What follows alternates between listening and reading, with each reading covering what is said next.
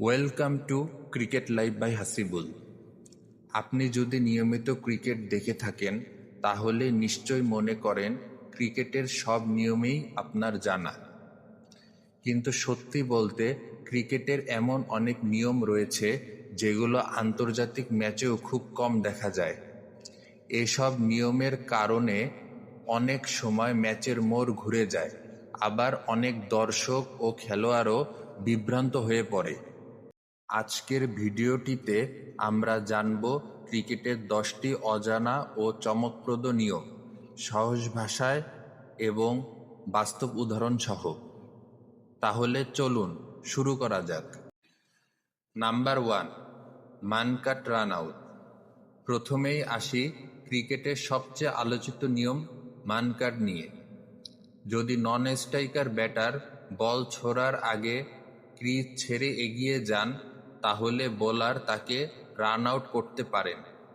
অনেকেই এটিকে খেলোয়াড় সুলভ আচরণের বিরুদ্ধে মনে করেন, কিন্তু ক্রিকেট আইনে এটি সম্পূর্ণ বৈধ। বাস্তব উদাহরণ, 2022 সালে ভারতের নারী ক্রিকেটার দীপ্তি শর্মা ইংল্যান্ডের চার্লি ডিনকে এভাবে রান আউট করেন। ঘটনাটি বিশ্বজুড়ে ব্যাপক আলোচনার জন্ম দেয়। Number 2, timed out. ক্রিকেটের সবচেয়ে বিরল আউটগুলোর একটি হলো টাইমড আউট। একজন ব্যাটার আউট হওয়ার পর পরবর্তী ব্যাটারকে নির্ধারিত সময়ের মধ্যে মাঠে এসে খেলার জন্য প্রস্তুত হতে হয়, তা না হলে আম্পায়ার তাকে টাইমড আউট দিতে পারেন। বাস্তব উদাহরণ, 2023 সালের ওডিআই বিশ্বকাপে শ্রীলঙ্কার অ্যাঞ্জেলা ম্যাথিউস আন্তর্জাতিক ক্রিকেটের ইতিহাসে প্রথমবার টাইমড আউট হন। হেলমেটের স্ট্রাইপ ছিঁড়ে যাওয়ায় তিনি সময়মতো প্রস্তুত হতে পারেননি এবং বাংলাদেশের আবেদনের পর আম্পায়ার তাকে আউট দেন। Number 3, obstructing the field. যদি কোনো ব্যাটার ইচ্ছাকৃতভাবে ফিল্ডিং দলের খেলায় বাধা দেন তাহলে তাকে অবস্ট্রাক্টিং দ্য ফিল্ড আউট দেওয়া হতে পারে। উদাহরণ হিসেবে, যদি ব্যাটার ইচ্ছা করে হাত দিয়ে বল সরিয়ে দেন বা ফিল্ডারের থ্রো আটকান তাহলে তিনি আউট হতে পারেন। এই নিয়ম খুব কম ব্যবহৃত হলেও ক্রিকেট আইনে এটি গুরুত্বপূর্ণ।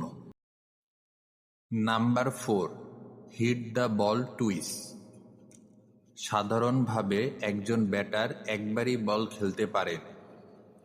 যদি তিনি নিজের উইকেট রক্ষা ছাড়া অন্য কোনো উদ্দেশ্যে দ্বিতীয়বার বল মারেন তাহলে hit the ball twice out হতে পারেন। এই আউট আন্তর্জাতিক ক্রিকেটে অত্যন্ত বিরল। Number 5, hit wicket. অনেক সময় ব্যাটার বড় শট খেলতে গিয়ে বা পেছনে সরে খেলতে গিয়ে নিজের ব্যাট বা শরীর দিয়ে স্টাম্প ফেলে দেন। এক্ষেত্রে তাকে হিট উইকেট আউট দেওয়া হয়। বিশ্বের অনেক বিখ্যাত ব্যাটারও ক্যারিয়ারে এভাবে আউট হয়েছেন। Number 6, retired out. আমরা রিটায়ার্ড হার্ট সম্পর্কে অনেক জানি, কিন্তু রিটায়ার্ড আউট আলাদা বিষয়। যদি কোনো ব্যাটার কৌশলগত কারণে নিজের ইচ্ছায় মাঠ ছেড়ে যান এবং আর ব্যাট করতে না ফেরেন তাহলে রিটায়ার্ড আউট হিসাবে ধরা হতে পারে। উদাহরণ হিসেবে, আইপিএলে রবিচন্দ্র অশ্বিন একবার কৌশলগত কারণে রিটায়ার্ড আউট হয়েছিলেন। Number 7, short run. দুই ব্যাটার রান নেওয়ার সময় যদি একজন ব্যাটার ক্রিজ স্পর্শ না করেই ফিরে যান তাহলে সেটিকে শর্ট রান বলা হয়। এক্ষেত্রে সেই রানটি বাতিল হতে পারে। অনেক দর্শক এই বিষয়টি জানেন না।